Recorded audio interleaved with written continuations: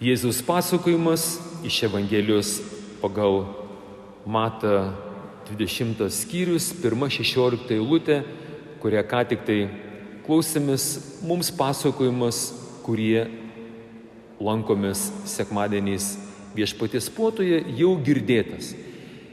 Ir kiekvieną kartą kažką naujo Viešpats mums yra paruošęs, taip kaip ir jūs tikriausiai mamos, tėčiai, kada ruošiate tą pačią vakarienę ar tuos pačius pusryčius vaikams, atrodo viskas jau žinoma ir vis tiek kažką naujo, kokį skanėstą vis pridedam. Taigi, šiandien Viešpats Jėzus mums visiems vėl primena apie dangaus karalystę ir tiesiog prašo, dabar truputį atsijunkit mintimis, taip pat netgi akimis nuo visų rūpesčių, nuo socialinių tinklų, nuo telefonų, nuo skambučių ir tiesiog pakelkit akis į dangaus karalystę. Nes visa tai, ką dabar mes darom, dėl ko mes gyvenam, dėl ko jūs ateinate į mišias, dėl ko stengiatės, vargstat, yra dėl tos priežasties. Ar aš įeisiu į dangaus karalystę, ar kažkas atsitiks ir neįeisiu. Tas garsusis būti ar nebūti, štai kur klausimas. Ir Jėzus primena palyginimą, kaip veikia mechanizmas patekti į dangaus karalystę. Jis pasakoja apie tuos vynuogyno darbininkus, kuriuos Viešpats išeina anksti ryte pasamdyti į darbą. Nežinom, kiek jų ten buvo. Jeigu tai yra turtingas žmogus, mes sakom, rimtas ūkininkas, daug turi hektarų, tai bandykite įsivaizduoti tikrai didelę minę žmonių, kurie jau atidirbę sistemą, kaip mes, katalikai čia, kurie irgi jau ko gero nuo pat savo vaikystės, nuo pirmos komunijos, jau esate kiti jau garbingo amžiaus, jau tame vynuogyne esat jau ne vieną muzolį, kaip sakant, užsidirbę, net ir kai kam plaukai netgi pakeitė spalvą tokia, žinot, į dangaus karalystės, toks gražus atspalvis, dangus, toks šarmas. Įsivaizduot, jau visi profesionalai, jau žinot, kada ateit, kad tokią valandą reikia, duris atsidaro ir tik tai vartus atidaro zakristijos, iškart jau stoviu prie vynuogyno vartų. Taigi, čia esame mes, tie, kurie nuo pat ryto, daug ką žinom. Bet tai, kad tu nuo pat ryto ir jau, sakant, visą gyvenimą tame vynuogyne esi profesionalus darbininkas, tai dar nieko nereiškia, kad įeisi į dangaus karalystę.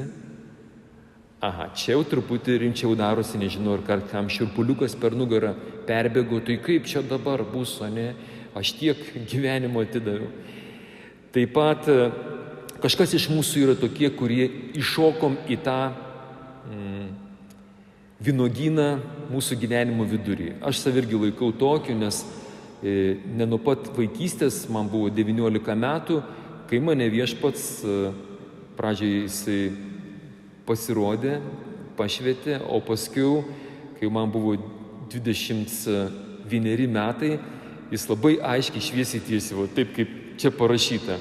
Pasiūlė, sako, kaip būtų gerai, kad tu taptum mano kunigu. Gal norėtum vynuogyne padirbti.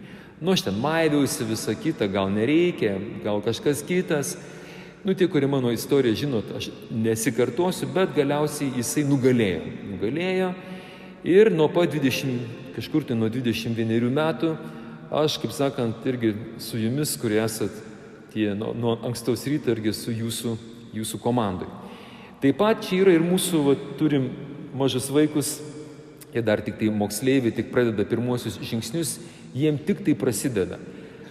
Šiandien irgi turėjau tokią galimybę, važiuoju su labai tokia gražia šeima, jie savo vaiką šiandien palydėjo į gyvenimą, išleido, kaip sakant, jau jų vaikas sukūrė šeimą ir važiuojant su tais tėveliais buvau nustebęs, žiūriu, analogas geras, važiuojam, atrodo, tikrai jie yra profesionalai pasaulyje. Ir pasirodo, jie dar nedirba vynuogyne, jie dar nepažįsta Jėzus ir kaip pasiūliau galbūt pagalvokite, viskas jau sakant, vaikus pradėti išleisti į gyvenimą, vaikai užaugę, tai gal į vynuogyną, kad nors užeisit pas mus į bažnyčią, ne, dar sako, gerai mus be to vynuogyno. Taigi, sutikau ir tokių žmonių, kurių dar nėra vynuogyne, nors jau jie artėja prie tos valandos, apie kurią čia pasakoja Jėzus. Taigi čia toks yra kontekstas. Dabar, kad daug neįsiplėsti, kame yra čia esmė. Jau toks esu, tikriausiai ir nepasikeisiu, ieškau naudos. O kas man iš to?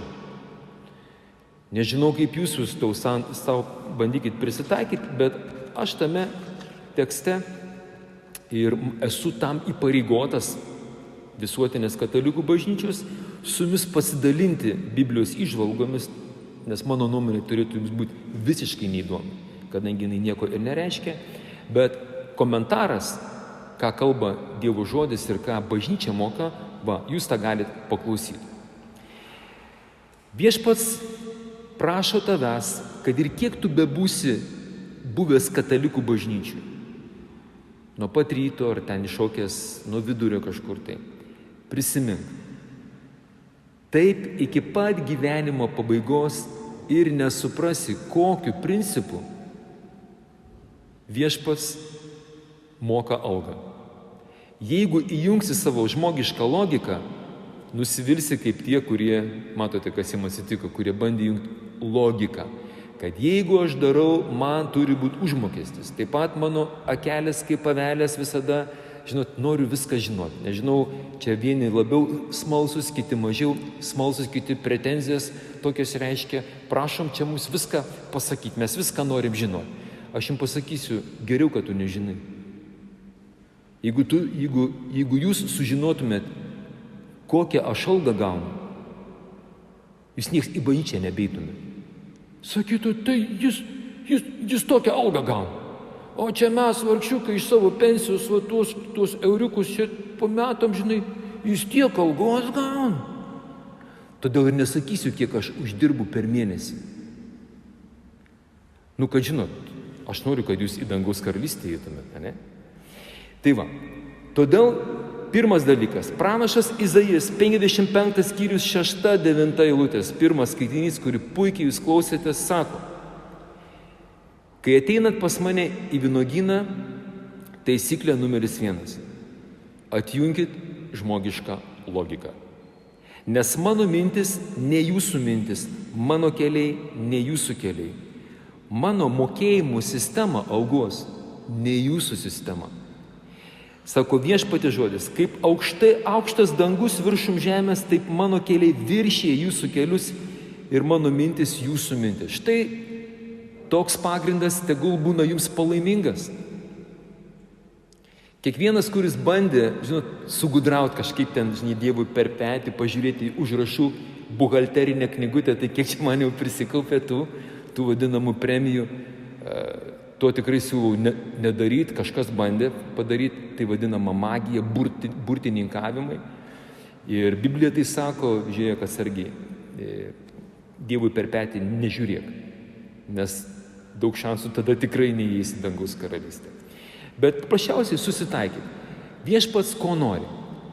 Prisimenat, kai jis kalba apie kas daugiausia investavo į Dievo karalystę. Ir duoda tokį irgi, jis ten su mokiniais dar tokį vieną momentą rodo, jie atsistoja prie šventyklos aukų dėžutės, ten tada dar nebuvo tų tokių išmanių daikčiukų, mes dabar prie aukų dėžučių, matėt, padėjom tokius elektroninius, kas jau nebeturi grinų, tai mūsų gvardionas pasirūpino, kad kas kortelę gali ten pridėti ir gali daug kartų pridėti, jeigu nesuveikia.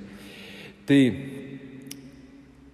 ir kai jie matė, kad kas kiek aukojo Dievo garbiai, ten verslininkai, kurie uždirba daug pinigų, ten tiesiog neskaičiuodami, ten kapšą įmetė, ten kažkas su savo, tokį yra, ten tų kortelių dabar nežinau, kokių ten yra, tai kažkokia ten ypatinga ta kortelė, tai jis va taip, ten kur galiai yra, taip rūkšti. 5000. Brūkšt, 5000. Kitas verslininkas pamatė, kad tas taip brūkšt 10 000 paaukojo. Įsitraukė deimantinę kortelę. Brūkšt. 20 000. Ir tokios lenktynės. Ir visi tie, žinai, mokiniai, žiūrėk, tas kiek įdėmė, o tas kiek. Ir galiausiai ateina iš mūsų parapijos, mūsų močiutėlė viena, kuri tik iš pensijos vos išgyvena. Jūs tokių žinot. Ir jinai turėjo iš savo tos pensijos tą paskutinis tą euriuką ir įmetė. Jinai net nežino, kaip ta kortelė atrodo su tais mygtukais. Į tą euriuką klink, toks garsas tarkštelėjo. Nu ir sako, kas čia dabar daugiausiai padirbėjo? Kas čia daugiausiai įdėjo prakaito, kad klestėtų Dievo šlovė? Nu aišku, čia tie visi apie tuos, kurie ten daug aukoja, Viešpats sako, nu. Žinokit, tie, kurie ten daug aukojo, jie aukojo iš to, kas jiem atliko, tą vadinamą žydišką dešimtinę. O jinai atjungė dešimtinės logiką ir tai, ką turėjo, visą savo pensiją, tą paskutinį euriuką, nes tuo čia greitai mėnuo pasibaigs, ką turėjo ir įmetė. Ir negaila. Sako, jinai įmetė daugiausiai. Taigi logika, kaip sako, mano mintis Viešpats, ne jūsų mintis mano keliai, ne jūsų keliai. Jis ir kviečia, kai tu eini dirbti į Viešpaties vynuogyną, negalvok apie atlyginimą. Viešpats sako, tu dėl ko dirbi? Va čia turim irgi jaunąją kartą. Kartais ten vaikai tėvelim sako, nu gerai, aš ten išplausiu mamą tą kambarį, arba ten šuniuką pavedžiosiu, o kas man už tai? Aišku, tėveliai ten, žinot, kurie nori tiem vaikam būti geri, nu tai užduosiu tavo, tu ten kambarį išplovį, prašau tau ten tiek. Ten šuniuką pavedžioji tau tiek. Nu, tie tokiu būdu truputį skatina, motyvuoja, bet tai nėra gerai. Iš karto sakau, tėveliai, kurie moka už tai, kad vaikas namuose savo lovytę pasiklojo, kad žaisliukus susidėjo, kad pamokas paruošė, kad mokyklą baigė teigiamų pažymių, jeigu jūs jiems mokat pinigus, jūs juos gadinat 100%. Nieko gero. Sugalvokit kitokį būdą. Padarykit staigmeną. Padarykit, kad jisai ten paskaičiavęs, jisai tiesiog ant kėdės atsisėstų. Mama, tu tokią man dovaną padarėjai. Wow. Leiskit nustebinti, Viešpačiui nustebinti jūs, kaip Viešpats nustebino tuos, kurie dirbo tik 1 valandą. Štai yra, kur džiugiosios naujienos, šios Evangelijos tokia, sakykime, vinis višnikė ant torto. Kai einat pas Viešpatį, kai einat į bažnyčią, kai darot gerus darbus, ištrinkit bet kokį verslo mintį. O dabar čia kažką gero padariau, pliusiuką užsidėjau, labdarą kažkam padariau. Mėlieji, Viešpats prašo.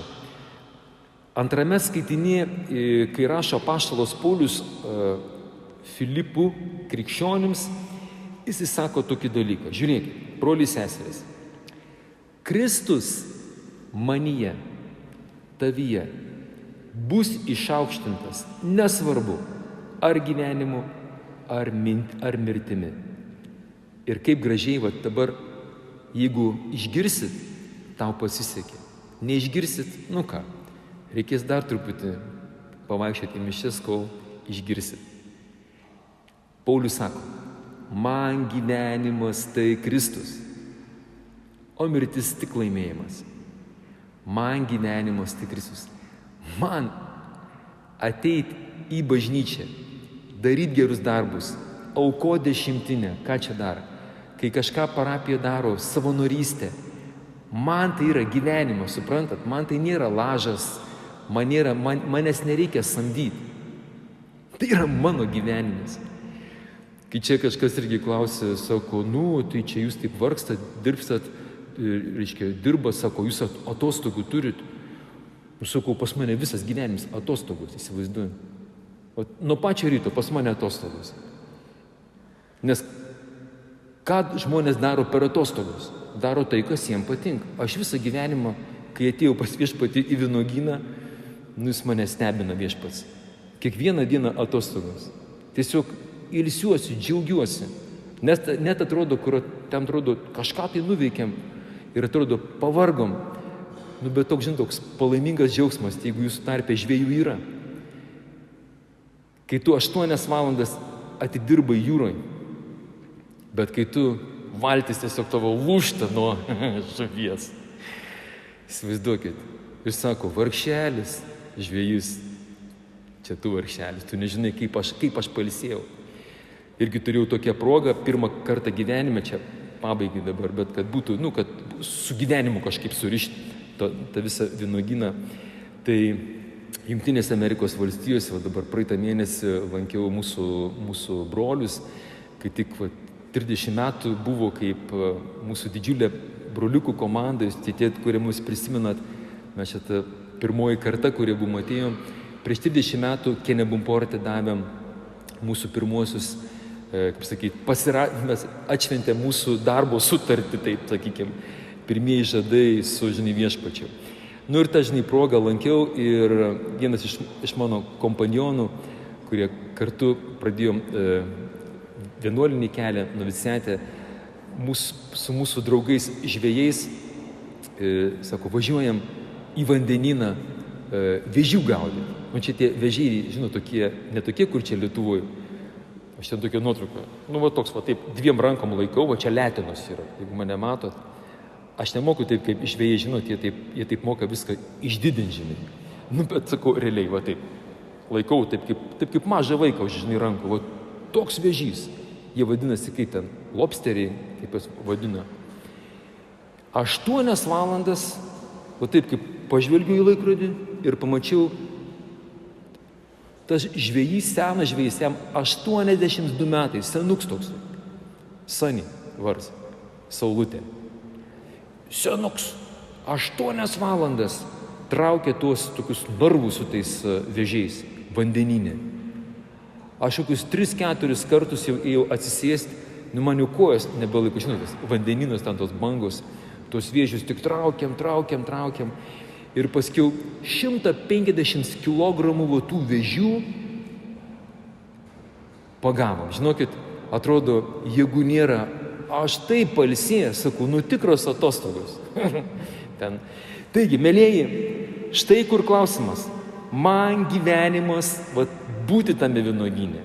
Man gyvenimas tai Kristus. Viską, kur tik tai Kristus mane pakviečia, tas vynuogyno šeimininkas, man, gali būti vynogės, žinau, kad vienas iš mūsų brolių, kai čia atėjo kandidatas, 5 tonas mėšlo iškrovė avidės pakūtai. Kovinis, įsivaizduojat. Jisai taip 5 tonas su šakė, viens pats, savaitę kopė avidės pakūtai. Kietas broliuks, nesakysiu vardą, kada nors sužinosit jo istoriją. Jis vynuogyne, smirdantis, dvokiantis, minė nusipraus kitą dieną vėl. Jis yra vynuogyne, sako, vargšelis, kas čia tavo teisės čia paminė, jis nuo ryto iki vakaro. Sakam, man gyvenimas tai Kristus. Į toliau tą mešliuką, ar mėšlako, ar vynuogyne, koks skirtumas, mielieji. Taigi, tiesiog džiugioji naujiena. Paskutiniai bus pirmieji paskutiniai. Ir kai tu būsi atidirbęs, čia dabar jau finalas, kai tu būsi atidirbęs visą dieną, nežinau, ten galbūt sveikatą būsi praradęs, gal ten tau kokia nors diagnozė bus negrįžtama, o ką pasakys daktarai, paskelbė. Vis tiek, kai pamatysit, kad tas, kuris tik 10 minučių, tik atėjo, ką tik atsivertė, jis čia tik taip pabuvo bažnyčiai kelias valandas ir į dangaus karalystę. Džiaukitės, kai matysit tuos, kurie buvo labiausiai nenusipelnę. Kai jeigu jie įeidinės į dangaus karalystę, mes taip visi, aleliuja, džiaukimės, plokim ir jokių priekaištų viešpačiui, amen, aleliuja.